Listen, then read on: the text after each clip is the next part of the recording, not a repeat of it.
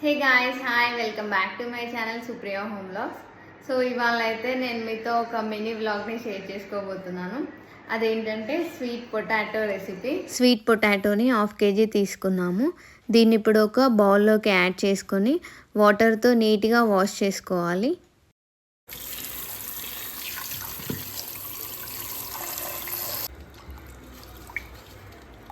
వీటిని ఇలా నీట్గా వాష్ చేసుకొని కుక్కర్లోకి యాడ్ చేసుకోండి. ఇవి బాయిల్ అవ్వడానికి సరిపడా వాటర్ని యాడ్ చేసుకొని 1/2 టీ స్పూన్ సాల్ట్ని యాడ్ చేసుకోండి. ఇప్పుడు కుక్కర్ విజిల్ పెట్టేసి 3 విజిల్స్ వచ్చేంత వరకు కుక్ చేసుకోండి.